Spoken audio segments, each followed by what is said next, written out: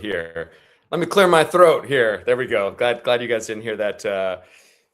Whatever it was. Hey, everybody.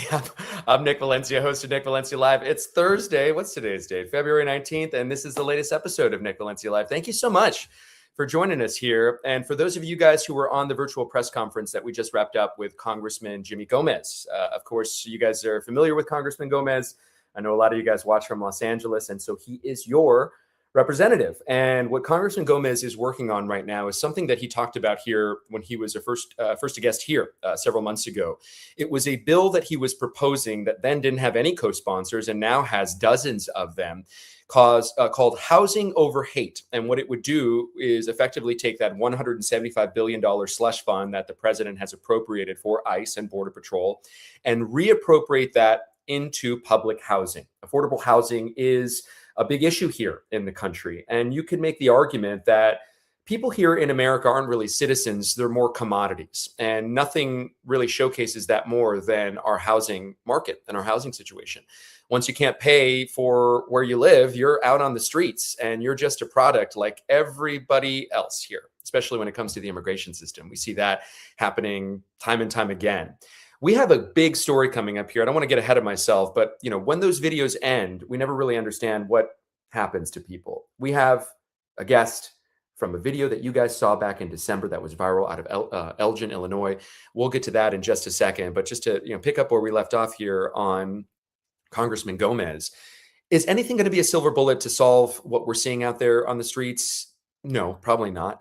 Are we going to stop tomorrow if this gets passed, or if ICE is disbanded? Are we going to stop seeing those violent arrests? We hope so. But so long as President Trump is in office, we know that nothing is straightforward. And we also know that they have more money right now, these agencies, these immigration agencies, than some of our branches of military. And that's scary stuff. And so Congressman Gomez is trying to do something about it. A lot of lawmakers, they're full of shit, man. They say a lot and they want to be comfortable and they don't want to upset the status quo in DC. Congressman Gomez seems to be trying to do something about it. And he is looking at us in new media and trying to sort of bring us into the fold. He sees the vision here and he sees that new media is a way that you guys get your information. We were just at the Knight Foundation in Miami for their conference. Places like Houston, it's one of the youngest cities in America. I think it is the youngest city in America, and people, majority of them there, get their news from YouTube, which explains why Houston is one of our top 5 cities. And so people like Congressman Jimmy Gomez and others in DC are seeing this runway and this vision that not just traditional media is important, but a way to reach people where they are and meet them where they are is through voices like us here and independent news. And so he asked us to join this virtual press conference, and he was also there with Representative Troy Carter from New Orleans. And the last thing I'll say about this is that it was really cool to see just the optics of Black and Brown coming together, 2 leaders in our community. We know all too often, did I lose you, Eric? No. We know all too often that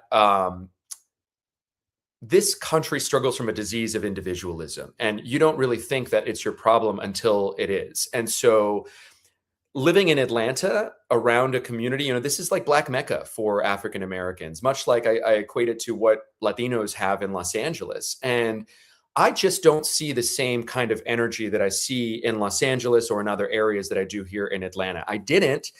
Now I'm starting to see more and more. And even for the cynics out there, a step at a time is something, right? And you hope that that is sustained. You hope that people care through the next story and that they don't get distracted by some other big breaking news event. January was our biggest month here on Nick Valencia News with more than 30 million views across platforms. And we talk about this all the time. The irony of news is that our success comes on people's worst days. The fact is that I guess that's not a fact. Things seem to be like they're going to get worse before they get better. I do believe, though, that this is a moment in time and that everything passes and that, there's nothing new under the sun and this too shall pass. But it takes people like us, independent journalists, to make sure that we get this on the record and that we're doing what we can so that future generations know what happened and that they don't have to take the same mistakes or make the same mistakes that we did and are right now. That potentially and hopefully there is another some despot out there or wannabe dictator out there who wants to use these levers that are available in our democracy and pull them for their supporters, because that's exactly what President Trump has done. These levers always existed. President Trump just pulled them for his supporters. That's what I think, and that's what we're seeing. And under President Trump and advisors like Stephen Miller and Steve Bannon, cruelty is the point.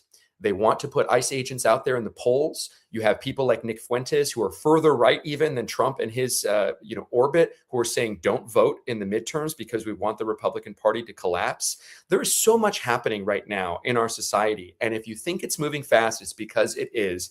And it's because we're all in this digital space where people are kind of playing it fast and loose, right? What we're trying to do here is keep up with that speed of urgency, but also maintain traditional, just be rooted in the facts and go deeper and go behind the viral videos. Now is not a time to be neutral.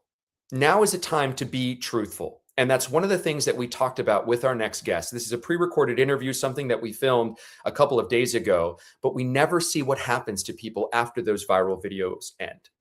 Jesus Gutierrez is a man that you guys may know and may have seen before, even though you may not know who he is. He was the person in the viral video from Elgin, Illinois, where hundreds of people gathered around the balcony. As ICE was descending on him, they eventually took him into custody, but it was a very dramatic scene. He joined us for a pre-recorded interview now from his home country in Venezuela, and he talked to us about the treatment that he was put through, what happened during that video, and what life is like now. Here it is. We're going to translate it, but we're going to do this interview initially in Spanish with Jesus Gutierrez. Many of you may have already seen video involving Jesus. He was the man on a balcony, the second floor balcony in Elgin, Illinois, in December. And there were hundreds of people that gathered outside of his home, and they were actually helping him as he was being targeted by immigration agents. Eventually, he was taken into custody and he was held in several detention facilities. He is now currently in Venezuela, and we are catching up with him now. Gracias, Jesús, por platicar con nosotros. ¿Cómo estás? Bien, bien, gracias a Dios. Queremos empezar. Si me puedes explicar lo que sucedió en diciembre. ¿Qué pasó? ¿Qué estamos viendo en el video? Bueno, no, que voy saliendo de mi casa y cuando veo que voy saliendo de mi casa se me pone un carro adelante y yo le esquivo, ¿verdad? Cuando le esquivo, ya él me pega a mi llanta derecha del lado de copiloto. Ellos te pegaron. Sí, ellos me pegaron, bueno. Y yo empiezo a darle un poquito al acelerador y ahí me meto a un estacionamiento de una iglesia, ¿verdad? Cuando me meto en el estacionamiento de la iglesia, viene otra vez el carro y me pega por atrás. So Jesus is saying as he was driving away, he was hit on the right side of his vehicle by ICE. He tried to flee to a church. They followed him there, and then they hit him again there. ¿Qué pasó después cuando estabas en la iglesia? What happened after you got to the church? Ahí ellos me pegaron por atrás, mi carro se me voltea y yo abro la puerta y me quito mi cinturón y salgo corriendo. Cuando salgo corriendo, ahí no sé qué pasó con el carro. Ayer vi un video que el carro negro chocó con un árbol. Yo no vi ese carro que chocó con un árbol, no vi. So basically, as he was being chased, he had to leave his car. He went running. He still doesn't really know what happened to his car. He has heard and seen video or been told that there's video potentially of his car having crashed into a tree. He doesn't know that to be true, but he's going to tell us again what happened after that. Sigue, por favor. Ok, y ahí bueno, y salgo corriendo. Cuando salgo corriendo, se me ponen muchos carros al lado, camionetas, me empiezan a gritar, cabrón, párate, cabrón, párate. Y yo lo único que le decía que tenía miedo. No, tengo miedo, tengo miedo. Bueno, ya ahí salgo corriendo y veo unos apartamenticos que veo a un señor abajo y le digo, señor, ayúdeme, ayúdeme, es migración. Y el señor cuando me mira todo asustado y que viene la gente corriendo atrás mío, el señor sale corriendo y yo salgo corriendo atrás del señor. So Jesus was saying he started running. He saw an apartment complex, and after he saw the apartment complex, there was somebody outside, a man, who he approached and he said, "Hey, look, ICE is after me. Please help me." He runs into the apartment complex, and at that point, he hides in there as he's being chased by cars and several what he believes was, and what we learned later were federal immigration agents. Bueno, salgo corriendo con el señor, entramos a su casa, yo no me metí a la fuerza, yo no me metí a nada, el señor me dice, entra, yo entro, y ahí ya empiezo a llamar a mi novia, que me está persiguiendo ICE, y en menos de un minuto rodearon todo el condominio, todo, o sea, rodearon todo, y ya el señor y la señora ya como que se asustaron, y me dijeron no, que tenía que salir. Y bueno, y me salí a la terraza y ahí comenzó mi odisea, tantas horas ahí en el frío, me decían que me bajara porque iba a ser peor. Cuando me dijeron eso más me dio miedo, yo decía no, no me voy a bajar porque va a ser peor, va a ser peor. La gente, gracias a Dios, la comunidad me empezó a ayudar, me empezó a apoyar. Y bueno, pasé hambre, no podía orinar porque estaba ahí arriba con el frío y había mucho frío y no me quisieron ayudar. O sea, la gente, lo de ahí me decía, no, que te pasamos cobija o quieres comida, pero no acepté nada porque yo sé con qué intención venían. So he says he wants to make one thing clear is that he did not break an entry there at all. He was invited in by the man outside, and he eventually went inside a facility. He got up to the second floor. The woman there became nervous as the apartment complex realized what was happening. They gathered outside because the woman whose home he was in was nervous about his presence. He went outside onto the balcony, and it was there that we all saw basically this now viral video where the community was trying to help him, giving him supplies. He says he was out there in the cold. He couldn't go to the bathroom, and it was hours basically that passed as he was out there. He did say that ICE was offering him potentially a blanket or food. He didn't trust their intentions, and so he didn't accept that. Cuando estabas ahí afuera, viste la comunidad arreglando, no sé cómo decirlo en español, pero estaban ahí apoyándote afuera. ¿Cómo se sentía aún mismo ver la comunidad echándote la mano? What was it like to see the community there trying to help you out and support you? No, cuando salí y vi esa comunidad, uy, o sea, me dio mucha fuerza, empecé a orar. Sí, tenía muchas ganas todavía quedarme en ese país, pero ajá, no se pudo. ¿Y qué? Tenía mucho miedo porque ya yo tenía a compañeros que habían pasado por lo que pasé y era muy feo. Pero cuando vi esa comunidad, me dio mucha fuerza, me dio mucha paz. Ya me encantó ver esa comunidad tan bonita de Elgin porque nunca me dejó solo. Y ahorita que estoy aquí en mi país, o sea, todavía están pendientes mío, me han apoyado siempre y estoy contento por eso, por la comunidad de Elgin. He said he is so happy with how the community of Elgin stepped up for him and that he was never alone up there, even though he was going through one of the worst moments of his life, that the community stepped up and that, yes, he was in fear, but just to look out and see from the balcony the community rallying around him, supporting him, that gave him a lot of, sort of encouragement that he was being supported by the community. And he's still receiving that support now even though he's in Venezuela. Jesús, te agarraron y luego, ¿qué pasó después que te agarraron? Luego, ¿qué pasó? Where did they take you? What happened after you were eventually detained? Bueno, ahí me agarraron, ya ahí me jalaron, me tiraron al piso y ahí me dieron un golpe con el piso en el cachete. O sea, esto lo tenía todo roto.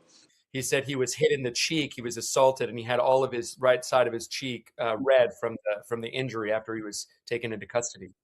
Bueno, ahí me montan en un carro, en una camioneta Mazda, me llevan esposado y me empezaron un señor ahí no sé si era de ahí, no sé, porque me dijo, no, aquí te vamos a llevar y te vamos a subir a otro carro, porque nosotros somos de seguridad, no me acuerdo el nombre, de seguridad nacional, no sé, algo así. He said it was very confusing at first. He was put into one car, and then transferred almost immediately into another car because there were several agencies that appeared working hand in hand in coordination. Bueno, llegamos a una escuela, ahí duré como 2, 3 minutos. El señor que me dijo de Seguridad Nacional me dijo que si mi nombre era Héctor Luis. So he got there and he was transferred to a school, and then they started asking him his identity. It wasn't, they didn't know exactly who he was, and they were trying to confirm if he was the person that they were going after. Claro, y yo le dije que yo no era Héctor Luis, que yo soy Luis Jesús. No sé si era para sacar mi información, no sé, pero They asked for a Hector Luis, but his name is Luis Jesus. So he said he wasn't even certain at that point if they were going after him or if they had gotten somebody else that they were targeting. bueno, ahí me dijo, bueno, ya ahorita viene la gente de ICE para que ya comience tu proceso. And so at that point, another agent of ICE came and they started processing him anyway. Ya, perdón, ya ahí me montaron en una gran Cherokee marrón y de ahí ya fui al centro de detención. And then from there, from Mazda, he was put in a Jeep Grand Cherokee and taken to the detention center. Usted, el tratamiento cuando estabas ahí bajo de custodia, ¿cómo te trataron? ¿Te dieron de comer? Hemos escuchado muchos ejemplos que no tienen derechos humanos, gente que están bajo de custodia. We have heard so many stories about people having their human rights violated from not getting proper food, just terrible conditions. Tell me about the conditions you were held in. Bueno, a través de la comida, no. No hay derechos humanos, los guardias eran malos, lo de la comida también, a veces pasaba uno hasta 8 o 9 horas sin comer.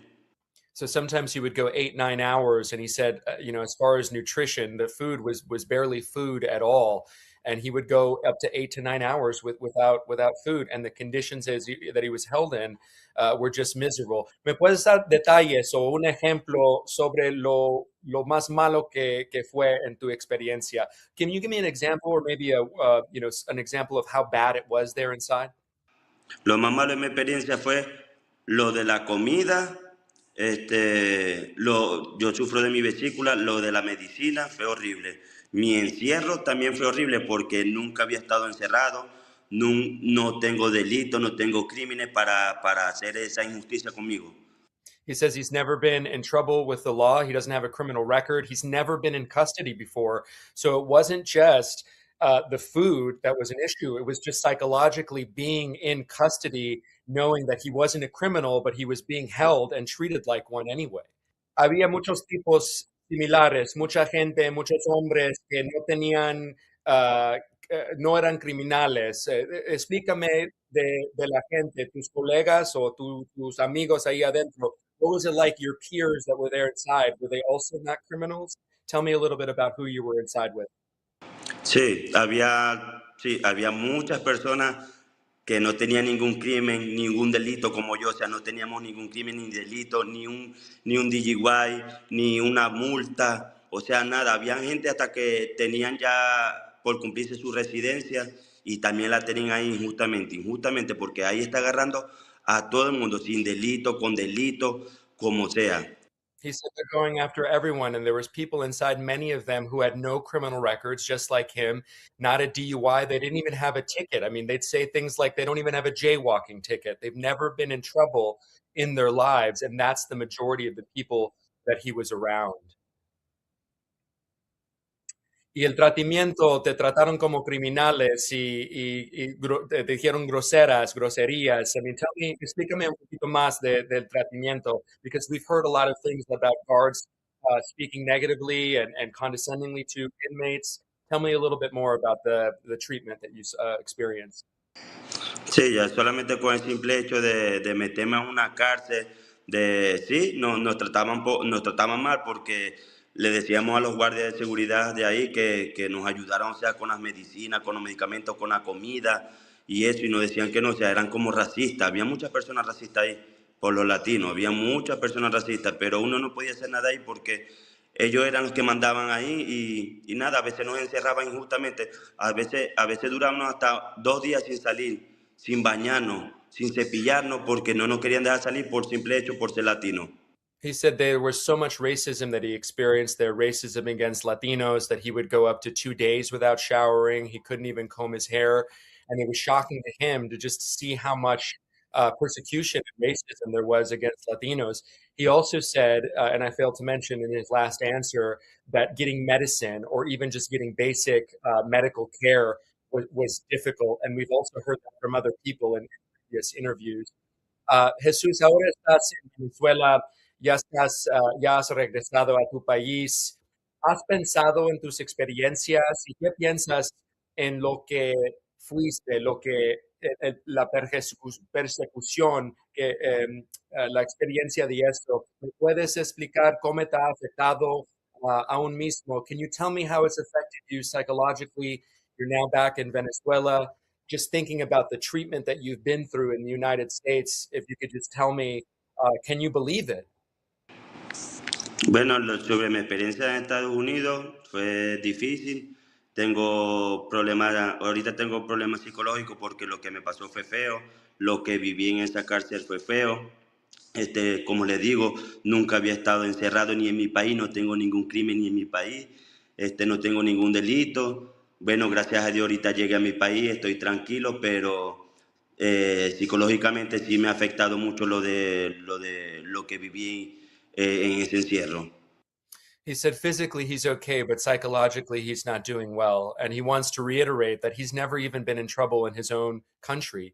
He's never had a ticket. He's never gotten in trouble in his life. And so to have gone through that experience as a person who, we say this all the time, is moving in good faith and yet was treated, was incarcerated, and then deported, that he's having some trouble processing. And we could certainly understand that. Jesús, gracias. Estamos muy agradecidos por tu tiempo y sé que es difícil uh, describir lo que viviste. Sé que es mucho y es muy pesado. Es como una pesadilla en realidad. Por eso te quiero decir, estamos muy agradecidos por platicar con nosotros. ¿Hay algo que no te he preguntado que es importante saber o algo que quieres hablar? Ahora es tu chance. Thank you, Jesus, so much. We know that it's very difficult to relive these experiences. It's very difficult to recount these stories. So we're very grateful for your time. Is there anything that I haven't asked you or anything that you would like us to know? Now's your chance. Bueno, ahorita lo que quiero decir es que por favor ayuden a esa gente trabajadora, la gente que no tenga, que no tiene delito, la gente que tiene familia allá, que lo están agarrando injustamente. Hay personas que tienen más de 10 años, 20 años en ese país y no tienen ningún delito criminal y lo están metiendo a todos por iguales. Y también quiero agradecer a mi comunidad de Elgin, que gracias a Dios ellos me dieron mucha fuerza, mucha fortaleza, mucha paz. Le quiero agradecer a mi abogado Ross, que fue maravilloso conocer a esa persona, por haberme apoyado, por haberme ido a ver en esa cárcel tan fea. Y bueno, y a ustedes también les agradezco por hacerme la entrevista y de corazón que sí quiero que ayuden a esas personas que estaban como yo también. He wants us to do anything that we can to help out those that have been in this country and are working to add value to this country. There are people that have been here for 10, 20 years and have never been in trouble, just like him. And those are the kinds of people that are being detained. Anyone is being detained right now. It's not just the violent criminals. And Jesus Luis is an example of that. And he wants to reiterate that to the audience. Do anything that you can to help out those that are moving here in good faith and have never, ever been in trouble. He also wants to reiterate his gratitude towards the community of Elgin, who has really never let him be alone throughout all this, and also to his attorney, Rob Held, who he's so grateful to have met and who is really doing an excellent job as his attorney. José Luis, gracias y ojalá que platicamos diferentes circunstancias y que sigues en la lucha porque estamos aquí apoyándote también. Hopefully keep up the fight. We're here to have your back as well. Gracias, brother. Muchas gracias, gracias, bye. And gracias otra vez a Jesus Gutierrez. That was my first time doing a live bilingual interview here. So I hope you guys thought that was consumable. Thank you also to Eric for cutting that up and making it a lot more digestible here, cutting out those awkward moments, I guess. One of the things that we talked about in this next clip that I'm going to show you here and that Jesus talked about is just the loss of dignity.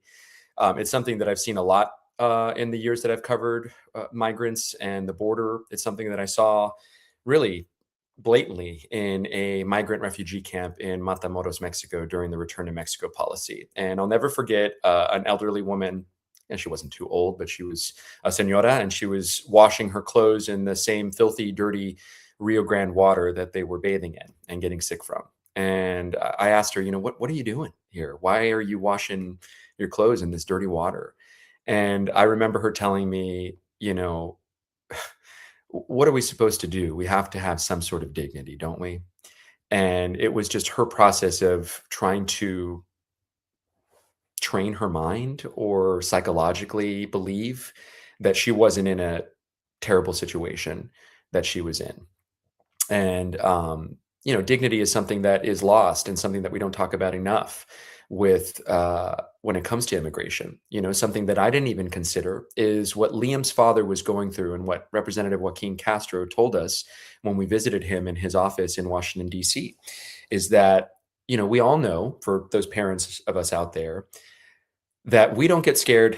Kids don't get scared until their parents get scared, right? And what I don't think I really thought about was what Liam was seeing and having what Liam was seeing and having his dad just bossed around inside ICE custody. The authority figure there that he looked up to for his 5 years of life is now all of a sudden diminished to mandatos and answering commands from people that don't give a shit about them or their lives. I don't know. I can't say that, with full confidence, because we have heard stories as well that some of these corrections officers and guards are reluctant to be there.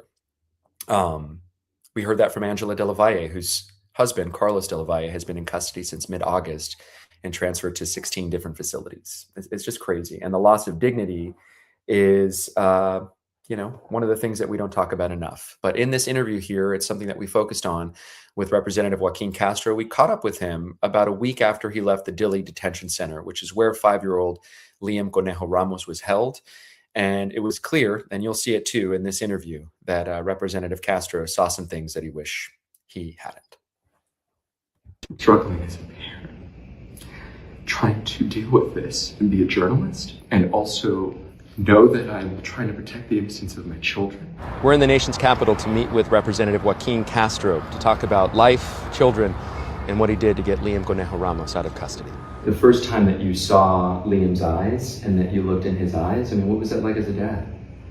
That first time that I was there, I didn't even get to look in his eyes. That picture that you see, when he's in his dad's arms. Yeah, where he was like that the whole time. He never woke up. As a parent, it's very hard to see parents in that situation, because to your kids, when they're young, you're almost like a superhero. It almost feels like that mirage has been lost to their kids, that their kids realize that they aren't all powerful, that they can't always provide protection, that they're not Superman or Superwoman. And for the parents, like a painful loss of dignity in front of their kids, I didn't even think about that. It's like you have like an authority human figure. Yeah. We also got just a huge batch of letters from Dili when we left. That people sent with you? That they sent with us, and most of them were in Spanish, so we went through all of them, translated them, everything, and in those letters is an allegation of sexual assault of one of the kids that we're now gonna forward for investigation. I think they were all traumatized, but some of them were stone-faced, and some of them were sobbing. There's a 2-year-old girl who kept coming up to me and just hugging my leg. She was really small, asking us to get her out of there. A baby that's 2 months old living in that trailer prison, to me at the time when I went through there, was the most shocking. I'm really struggling as a parent, trying to deal with this and be a journalist, and also know that I'm trying to protect the innocence of my children. My kids are 12 and 10, and then we have a 3.5-year-old. I've just always told them that I'm trying to do good in the world. I think ICE should be disbanded. It has outlived any purpose as an immigration enforcement agency that does it right. It's stamped upon every immigrant this impression that, hey, you're probably a violent criminal. Yeah. You're probably dangerous to people here in the United States. You're probably out to hurt people. And that's how a big chunk of the country looks at a lot of these folks, even to the point of dehumanizing somebody so much that when you hear that a 2-month-old baby's in there, there's some Americans, because they've been fed all this stuff over the years, that are okay with that. But when the whole nation, most of the nation speaks up and rejects this politics of bigotry and fear, I think it's harder. I think that's more powerful. When 180,000 people are calling to say, get Liam out, right? That's right, yeah. That's powerful. Yeah. 180,000 people calling for one boy, and there are so many others, hundreds and hundreds of other kids that are still in detention right now. And we're trying to advocate for people to keep that same energy with everyone. And it's so important what we're doing, because if there wasn't a photo of Liam, do you think people would really care as much as they did? If there wasn't that photo of him looking sad, being taken into custody with his Spider-Man backpack and his blue beanie, those images really did something to a lot of people, to galvanize a lot of people. And I mentioned there's hundreds of other children that are in custody. Lydia Terrazas is a journalist who has been just crushing it, man. She is not giving up. She is relentlessly pursuing this story of children in custody. You heard Representative Castro talk about a 2-month-old living inside these trailer prisons. The 2-year-old has a name. The 2-year-old is Juan Nicolas, and we learned that name after leaving the office of Representative Castro. And in the last week, if you've been following this story, according to reports, this 2-month-old and his mother were told that they had a foster family, essentially, that was going to take them in and help them. They were lied to, according to reports, by federal agents who lured them basically into self-deporting. And according to Lydia Terrazas, those individuals, the mother and Juan Nicolas, a 2-month-old, are currently in Mexico. They're originally from Guatemala, but they're now in a country that's not their home. And they were sent across the border by, again, agents who lied to them and deceived them into self-deporting, according to reports.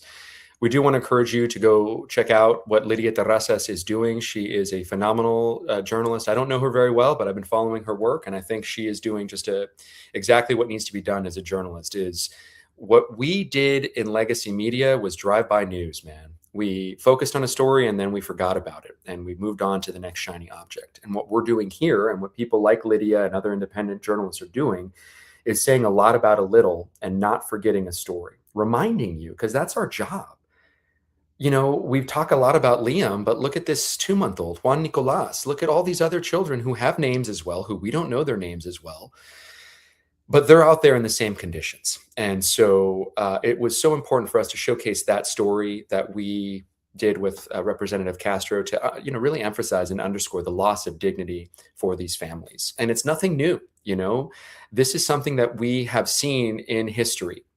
And we are not going to be able to give you this interview this time, but when I was in that pre-recorded interview with Jesus Gutierrez, I was on the phone with Toni Takahashi, and she is a survivor of Japanese American internment camps, a very ugly part of our history in the United States, but one that is very similar to what we are seeing right now, at least even according to the survivors. Now, Toni was 3 years old when she was put in an internment camp with her mother and her father and her siblings. Her siblings were psychologically damaged by the experience. They were older.